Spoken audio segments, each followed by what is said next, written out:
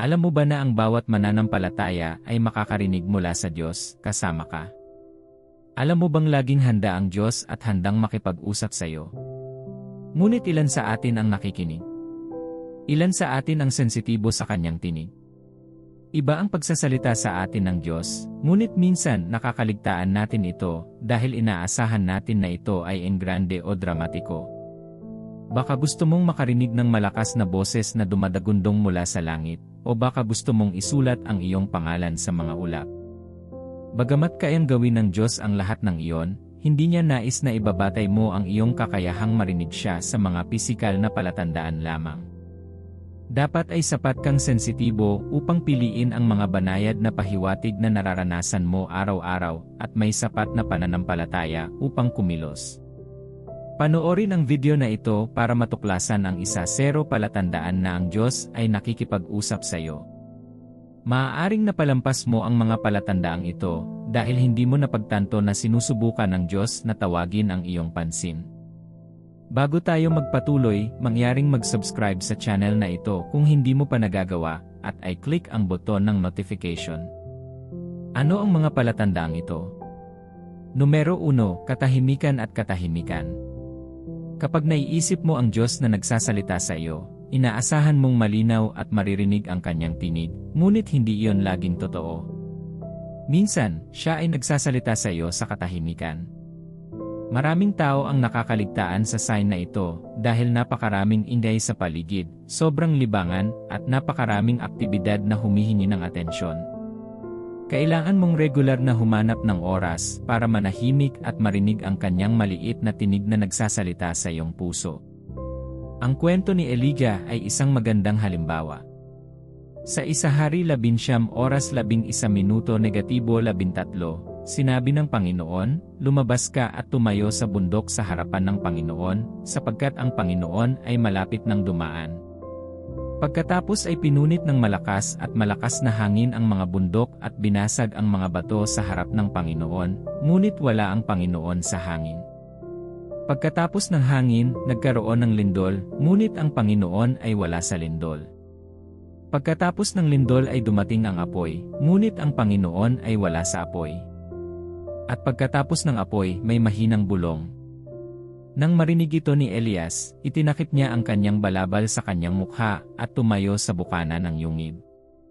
Nang magkagayoy isang tinig ang nagsabi sa kanya, "Anong ginagawa mo rito, Elias?" Sa kabila ng lahat ng mga dramatikong palatandaan, ang tinig ng Diyos ay mahinang bumulong kay Elias. Walang mali sa mga palatandaan at supernatural na pagtatagpo, ngunit huwag madala sa lahat ng mga bagay na ito at kalimutang makinig sa tinig ng Diyos. Ang pagpunta sa simbahan, pakikilahok sa mga programa ng muling pagkabuhay, at pagtanggap ng mga propetikong salita mula sa iyong pastor, at iba pang nakapaligid sa iyo ay lahat ay mahusay. Ngunit huwag hayaang palitan ng mga ito ang personal na pakikisama sa Diyos. Dapat ay naririnig mo siya sa iyong tahimik na sulok. Hindi sa tuwing pupunta ka sa kanyang presensya ay para humingi, minsan, kailangan mong tumahimik at makinig sa kanya na nagsasalita sa iyong puso. Sambahin mo lamang siya at hintayin ang kanyang presensya na manaig sa iyo. Minsan, maaaring hindi ka makatulog o patuloy na gumising sa mga maagang oras ng araw at matuklasan mong hindi ka na makabalik sa pagtulog kahit anong pilit mo. Sa halip na gugulin ang oras na iyon at maghanap ng iba pang mapagkukunan ng libangan o kaaliwan, gugulin ito sa presensya ng Diyos. Maaaring siya ang sumusubok na tawagan ang iyong atensyon, dahil ang mga oras na iyon ay karaniwang tahimik at walang karaniwang abala sa araw. Sinusubukan niyang ipaalam sa iyong puso ang isang bagay, maaaring may nasa panganib o may hindi nakikitang labanan. Gamitin ang oras na iyon upang manalangin at makinig sa anumang nais niyang sabihin sa iyo. Bukod sa gabi o maagang oras ng araw, maaari ka ring magsanay ng katahimikan sa buong araw. Matutong bawiin ang iyong espiritu mula sa mga distractions at tumuon sa Diyos upang marinig siya na nagsasalita sa iyo. Bilang 2, ang salita ng Diyos. Ang tanda na ito ay ang pinakadirektang paraan ng pagsasalita ng Diyos sa atin.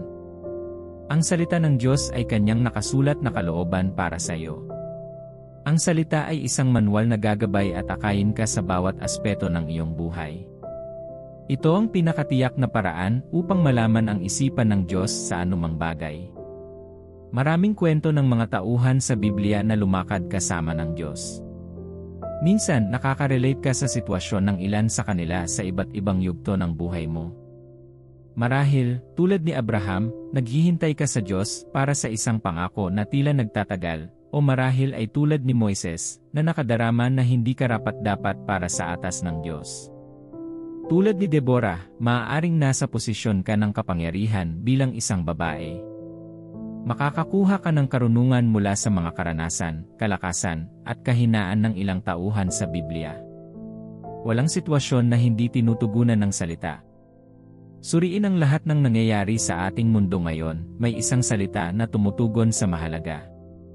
Mayroong isang salita para sa bawat panahon ng iyong buhay. Ang bawat iba pang paraan kung saan nakikipag-usap ang Diyos sa iyo ay napapailalim sa kumpirmasyon mula sa salita. Ang Diyos ay hindi maaaring sumalungat sa kanyang sarili, kaya ang anumang ideya o payo na sumasalungat sa salita ay hindi mula sa kanya. Kung sino man ang maghahatid sa iyo ng makasalanang mungkahi sa pangalan ng pagpapayo, malalaman mo na hindi sila isinugo ng Diyos upang makipag-usap sa iyo. Maaari kang laging bumaling sa salita para sa patnubay at direksyon sa bawat aspeto ng iyong buhay. Kung mayroon kang mga tanong, saliksikin ang banal na kasulatan para sa mga sagot, mahahanap mo talaga sila. Sinasabi ng awit 119, 105, ang iyong salita ay ilawan sa aking mga paa, isang liwanag sa aking landas.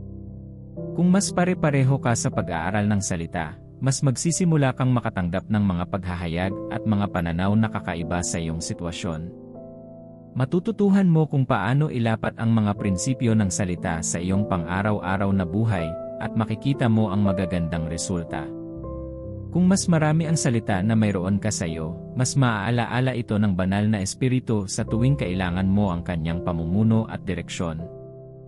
Ang salita ng Diyos ay puno ng mga tagubilin at pagtutuwid. Sa tuwing ikaw ay naliligaw sa tamang landas, ituturo ng salita ang iyong mga maling gawain upang ikaw ay magbago. Ang salita ay makapagpapatibay sa iyo na ang Diyos ay laging kasama mo sa tuwing ikaw ay nahihirapan. Ang salita ay naglalaman ng mga panalangin at mga pangako na magdadala sa iyo ng mga dakilang pagpapala. Kahit na ang dyablo ay natatakot sa isang mananampalataya na nakaunawa ng mabuti sa salita ng Diyos, ito ay inilarawan bilang ang espada ng Espiritu. Sa pamamagitan nito, malalampasan mo ang bawat pag-atake ng mga negatibong kaisipan na sinusubukang itapon ng kaaway sa iyong paraan. Ang salita ay inihalin tulad din sa tinapay, na nagbibigay kasiyahan at nagpapanatili sa iyo. Pangatlo, nararanasan mo ang kapayapaan. Ang kapayapaan ay karaniwang isang kumpirmasyon na nakaayon ka sa kalooban ng Diyos. Ang kapayapaan ay ang kawalan ng salungatan o kaguluhan at ang katiyakang kasama mo ang Diyos, kahit na sa mga sitwasyong iyon. Sa tuwing gagawa ka ng desisyon na kalooban ng Diyos para sa iyo, pagtitibayin niya ito ng may kapayapaan. Malalaman mo sa kaloob-looban na ginagawa mo ang tamang bagay, sa tamang lugar o sa tamang tao. Magkakaroon ka ng katiyakan na ang resulta ng iyong desisyon ay magdadala sa iyo sa isang lugar ng katuparan. Sinasabi ng Kolosas 3:15, hayaan ang kapayapaan ni Kristo na maghari sa inyong mga puso, yamang bilang mga sangkap ng isang katawan ay tinawag kayo sa kapayapaan. At magpasalamat ka. Kapag tumunog ang mga babala sa iyong isipan, kapag nakatagpo ka ng isang partikular na tao o pagkakataon, maaaring sinusubukan ng Diyos na balaan ka tungkol sa isang bagay na maaaring makapinsala o mapanganib. Ang pagkabalisa at pagkabalisa ay nangangahulugan na may nangyayari, at dapat kang mag-ingat bago gumawa ng anumang karagdagang desisyon. Kailangan mong manalangin upang malaman kung ano ang gusto ng Diyos na gawin mo sa susunod. Karaniwan, ang iyong kapayapaan ay maibabalik lamang kapag inilalayo mo ang iyong sarili sa sitwasyon o taong iyon na nagpapahirap sa iyo. Maaaring hindi madaling gawin ito, lalo na kung walang maliwanag na dahilan kung bakit hindi ka nakaramdam ng kapayapaan. Ang tao ay maaaring ang pinakamagaling na taong nakilala mo, at maaari kang mawalan ng maraming bagay sa pamamagitan ng hindi magandang pakikipag-ugnayan sa kanila. Ngunit kung may nararamdaman sa kanila, huwag magpanggap na okay ang lahat. Baka magkaproblema ka pa kapag nalaman nilang ayaw mo na silang makasama. Ngunit sa gitna ng lahat ng iyon, hindi ka matatakot, magiging mahinahon ka dahil alam mong sinusunod mo ang pangunguna ng Diyos. Gayunpaman, tiyaking nararamdaman mo ang tunay na kawalan ng kapayapaan at hindi ang iba. Minsan maaari kang maging kampi sa isang tao batay sa iyong narinig tungkol sa kanila. Maaari kang matakot na subukan ang isang bagay dahil sa mga stereotype laban dito. Magtiwala palagi sa pangunguna ng Diyos. Bilang 4, sa pamamagitan ng mga taong puno ng Espiritu. Sinasabi ng Kawikaan 11:14 dahil sa kawalan ng patnubay ay nabubuwal ang isang bansa, ngunit ang tagumpay ay nakukuha sa pamamagitan ng maraming tagapayo.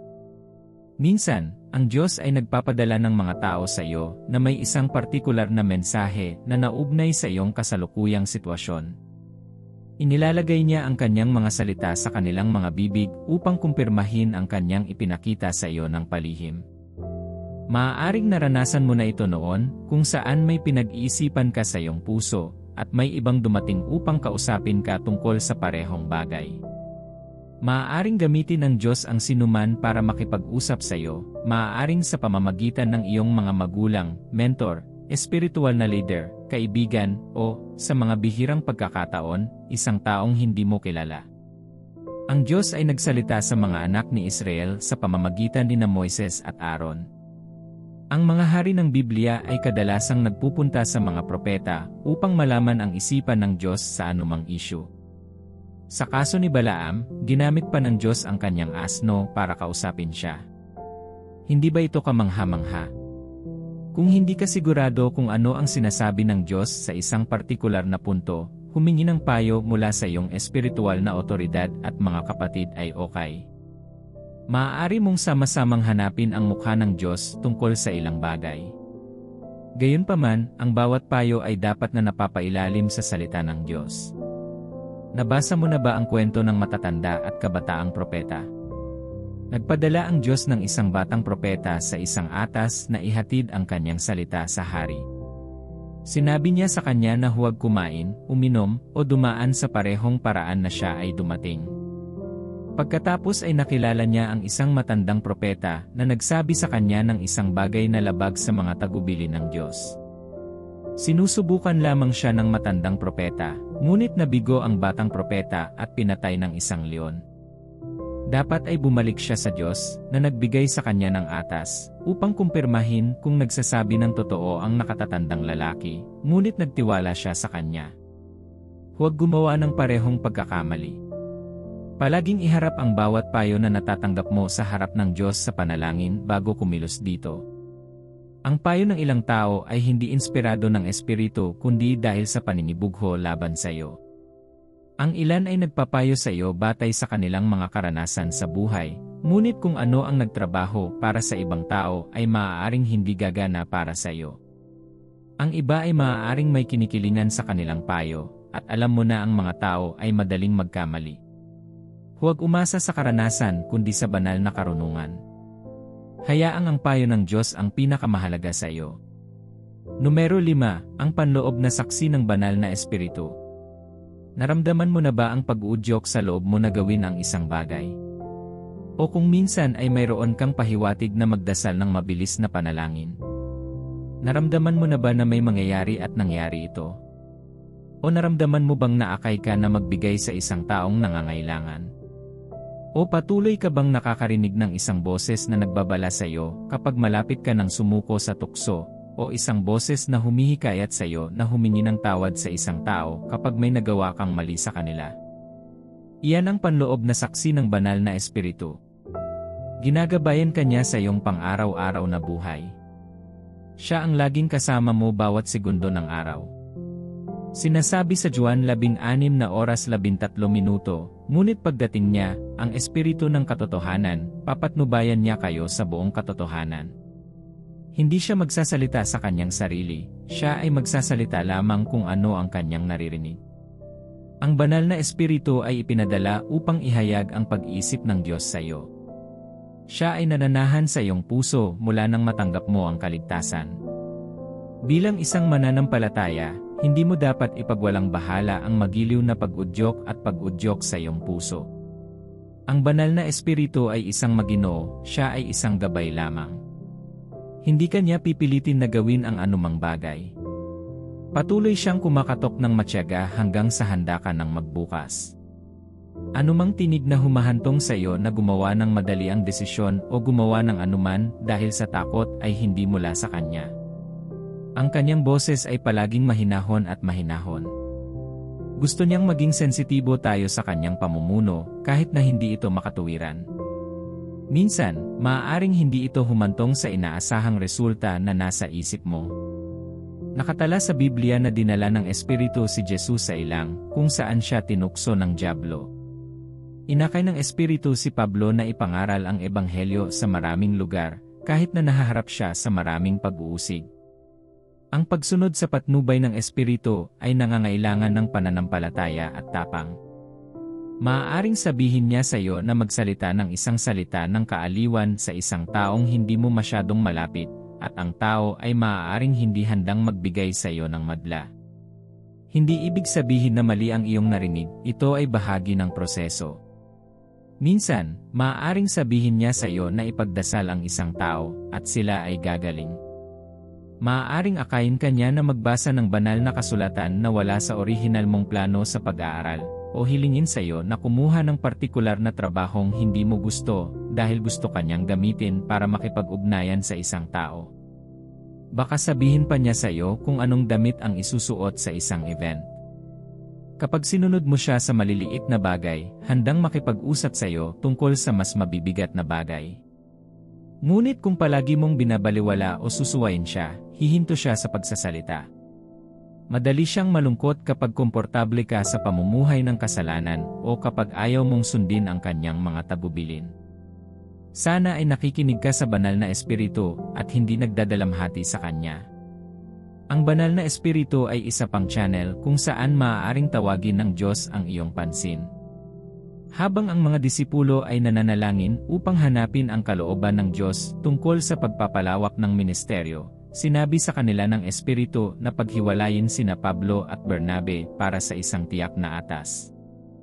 Tinawag ng Diyos ang kanilang pansin sa kanyang layunin at plano sa pamamagitan ng banal na Espiritu. Numero 6, ang Diyos ay nakikipag-usap din sa iyo sa pamamagitan ng kalikasan. Ang paglikha ay isang testamento sa soberanya ng Diyos, at magagamit niya ito para makipag-usap sa iyo. Naramdaman mo na ba ang banayad na simoy ng hangin na nagdulot sa iyo ng matinding kapayapaan habang nag-aalala tungkol sa isang bagay? Sinasabi sa awit 11, 1-2, ang langit ay nagpapahayag ng kaluwalhasyan ng Diyos, ipinahahayag ng langit ang gawa ng kanyang mga kamay. Araw-araw ay nagbubuhos sila ng pananalita, gabi-gabi ay naghahayag sila ng kaalaman. Maraming beses sa Biblia, ginamit ng Diyos ang kalikasan bilang tanda ng kanyang tipan sa kanyang mga tao. Ang bahaghari ay isang tanda para kay Noe at sa kanyang pamilya na hindi na niya muling sisirain ang lupa sa pamamagitan ng baha. Nakipag-usap ang Diyos kay Moises sa pamamagitan ng nagnininas na palumpong. Hinati niya ang dagat na pula upang iligtas ang mga anak ni Israel mula sa mga kamay ng mga Ehipsyo, na umapi sa kanila sa loob ng maraming taon. Pinatnubayan niya sila sa ilang bilang isang haliging ulap sa araw at isang haliging apoy sa gabi. Sinagot niya ang panalangin ni Elias sa pamamagitan ng pagbuhos ng ulan at nagpababa rin ng apoy mula sa langit upang sunugin ang kanyang hain. Sumulat si David ng maraming awit pagkatapos pag-isipan ang magagandang gawa ng paglikha. Nang tumakas si Jonah sa atas ng Diyos, ginulo niya ang dagat at pinalulon siya ng isda. Wala siyang choice kundi bumalik sa orihinal niyang assignment. Maging sa bagong tipan, lumakad si Jesus sa ibabaw ng tubig at inutusan ang naggangalit na dagat na tumahimik. Maaaring gamitin ng Diyos ang kahanga-hangang gawa ng kalikasan upang maglingkod sa iyong puso at ipaalala sa iyo na siya ang may kontrol. Kahit na ang mga siyentipiko ay kailangang kilalanin na ang isang mas malaking puwersa ay humahawak sa lahat ng bagay sa ating mundo ng magkasama, may mga bagay na lampas sa paliwanag. Laging tandaan na kontrolado ng Diyos ang sansinukob at hindi maaaring maling pamamahala sa iyong buhay.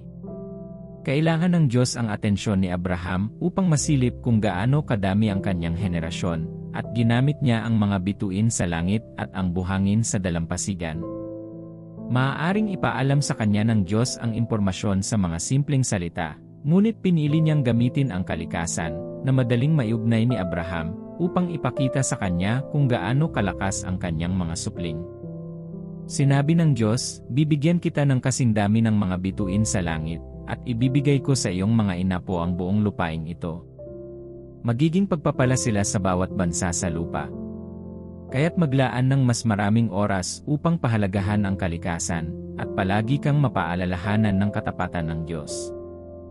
Nakikita mo ba ang iba't ibang mga palatandaan na ginagamit ng Diyos upang makuha ang iyong atensyon?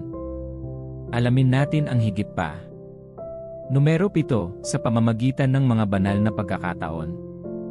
Kapag nais ng Diyos na gawin mo ang isang bagay o pumunta sa isang partikular na direksyon, pagtitibayin niya ito sa pamamagitan ng paglalaan ng mga banal na pagkakataon. Ang mga bagay ay magsisimulang mahulog sa lugar para sa iyo. Kung ikaw ay nasa maling lugar o kasama ang maling tao, titiyakin niya na ang mga bagay ay hindi gagana sa lugar na iyon, ito ay palaging hahantong sa isang patay na dulo. Kaya nga ang mga paraan ng Diyos ay hindi ang ating mga paraan. Ang mga bagay na nakikita natin bilang mga pag-urong at kabiguan ay maaaring siya ang nagpoprotekta sa atin mula sa isang bagay na mali para sa atin. Isasara niya ang mga pintuan na hindi umaayon sa kanyang kalooban para sa atin upang mabuksan niya ang mga bagong pintuan ng tagumpay at kataasan. Nang gusto ng Diyos na muling itayo ni Nehemias ang mga pader ng Jerusalem, binigyan niya siya ng pabor sa paningin ng hari, at nakuha niya ang kinakailangang pag-apruba at mga panustos para sa proyekto.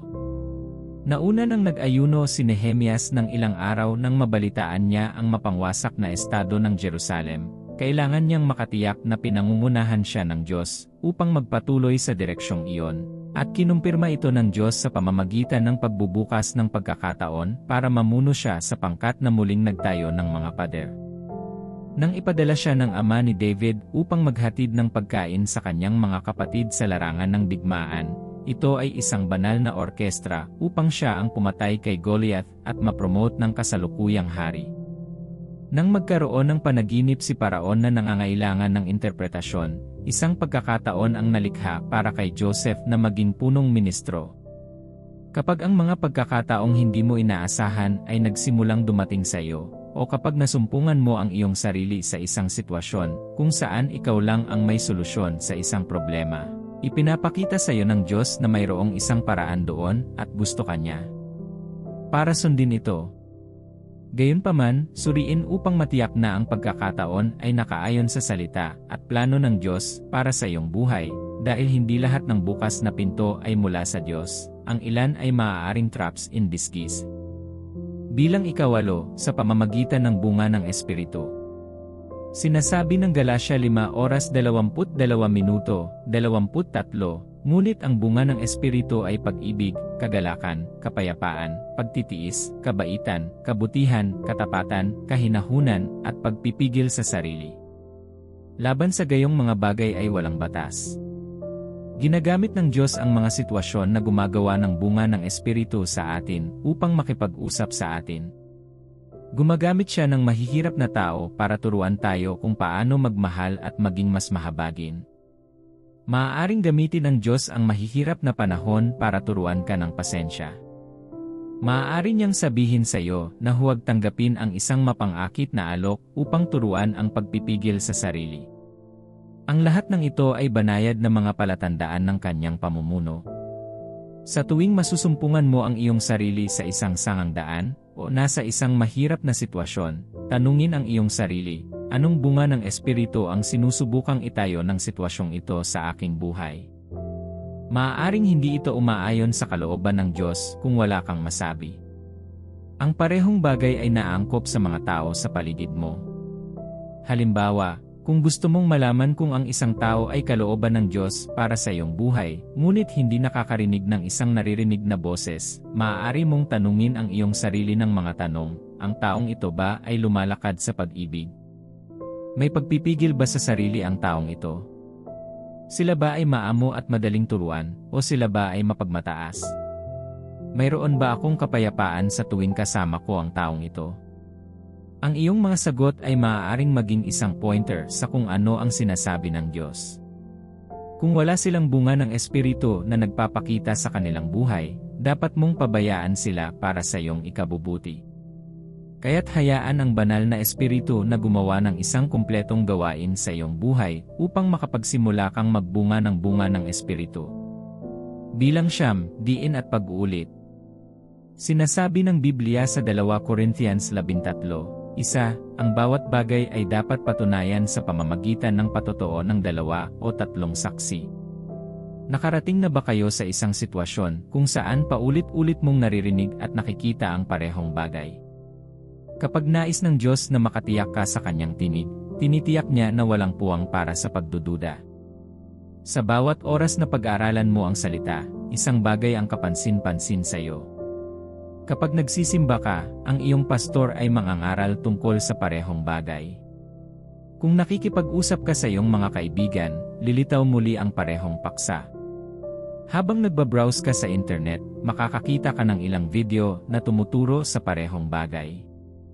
Maaari ka ring makakita ng mga host at flyer na nagsasabi sa iyo ng parehong bagay. Ano pang kumpirmasyon ang kailangan mo?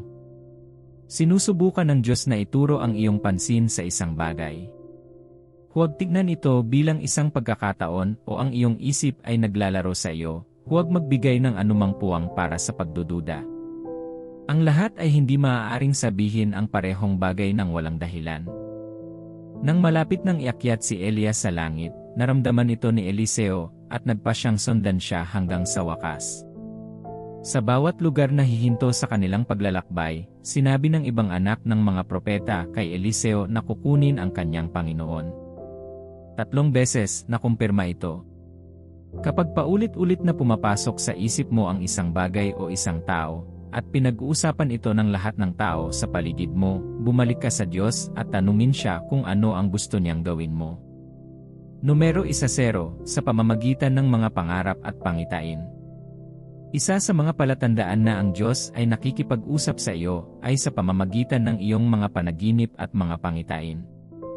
Bagamat totoo na ang ilang mga panaginip ay produkto lamang ng ating mga iniisip at mga gawain sa araw, ang ilang mga panaginip ay nagtataglay ng isang banal na kahalagahan. Malalaman mo na ito ay ibang uri ng panaginip dahil ito ay magiging kakaiba at matingkad. Ang Diyos ay nakipag-usap sa maraming tao sa Biblia sa pamamagitan ng mga panaginip at mga pangitain. Si Pedro ay inakay na ipangaral ang Ebanghelyo sa sambahayan ni Cornelio sa pamamagitan ng isang kawalan ng ulirat. Binalaan si Jose na dalhin ang kanyang pamilya sa Ehipto nang ipapatay na ni Herodes ang sanggol na si Jesus. Nakipagtagpo si Jacob sa Diyos sa pamamagitan ng panaginip. Maging sina Faraon at Nebuchadnezzar, na maaaring mauri bilang mga pagano, ay nagkaroon ng mga panaginip mula sa Diyos na nagbabala sa kanila tungkol sa mga bagay na darating. Nangangahulugan ito na kahit ang mga hindi mananampalataya ay maaaring makatanggap ng mga panaginip mula sa Diyos upang mabago nila ang kanilang mga paraan. Gaano pa kaya ang mananampalataya? Ang iyong mga pangarap ay may kahalagahan. Si Juan ay nagkaroon ng ilang mga pangitain sa isla ng Patmos, kung saan isinulat niya ang aklat ng Apokalipsis. Ang mga panaginip ay maaaring maging isang makapangyarihang channel kung saan maaaring idirekta tayo ng Diyos, bigyan tayo ng babala tungkol sa paparating na panganib at paghatol, at bigyan tayo ng kumpirmasyon tungkol sa isang bagay na maaaring pinagdarasal natin. Maraming mga estudyante ang nagpatotoo tungkol sa pagkakita ng mga tanong sa pagsusulit sa isang panaginip na lumabas sa totoong buhay, na nagbibigay sa kanila ng kalamangan sa kanilang mga kasamahan. Ang ilan ay nakatanggap ng isang tawag o natuklasan ang taong dapat nilang pakasalan sa pamamagitan ng isang panaginip o pangitain.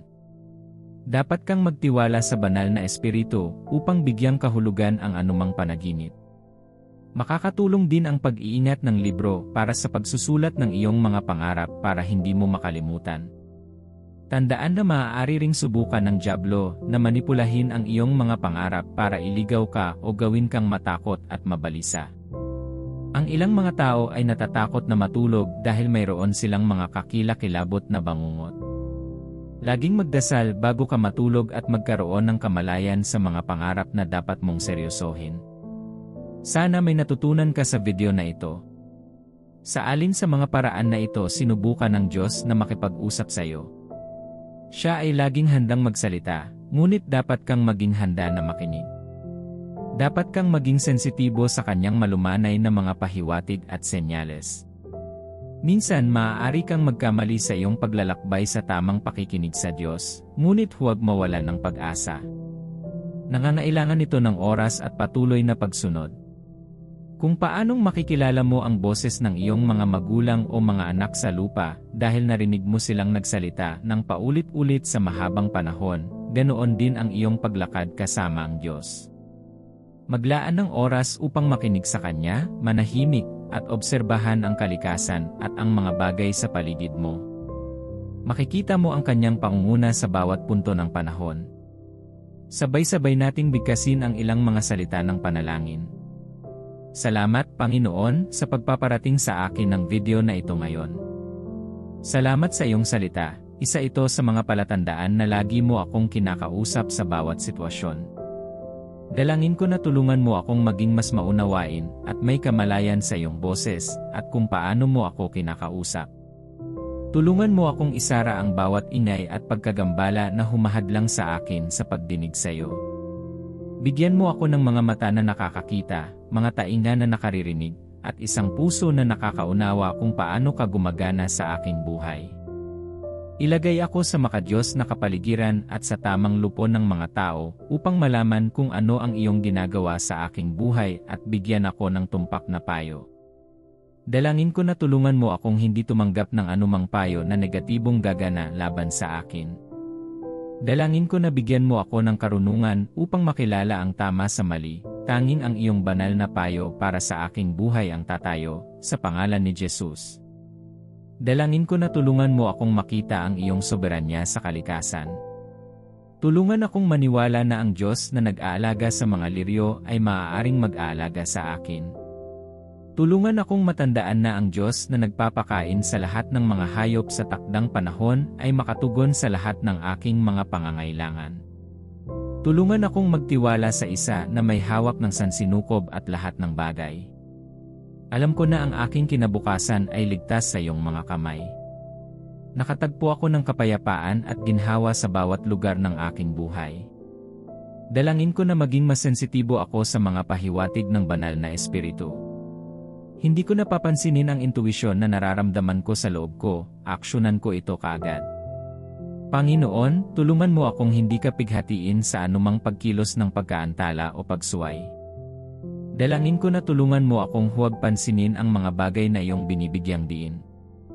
Dalangin ko na ipakita mo sa akin kung ano ang iyong ginagawa sa aking buhay at sa mga nakapaligid sa akin. Dalangin ko na ang aking mga pangarap at pangitain ay maging mga daluyan ng banal na komunikasyon mula sa iyo. Hindi ako mag-isip o mag-imagine ng mga walang kabuluhang kaisipan. Iniisip ko lamang ang iyong salita, at ginagawa ko itong aking palagiang pagninilay at pagtatapat. O Panginoon, hayaang magbunga ang aking buhay sa bawat sitwasyon. Hindi ako magiging isang hindi mabungang lingkod. Ako ay sumusuko sa iyong mga pagwawasto upang ang aking pagkatao at pamumuhay ay magdala sa iyo ng kaluwalhatian. Dalangin ko na, mula ngayon, ang mga banal na pagkakataon ay nagbubukas para sa akin. Nakipagkita ako sa mga tamang tao, natagpuan ko ang aking sarili sa tamang lugar at sa tamang oras.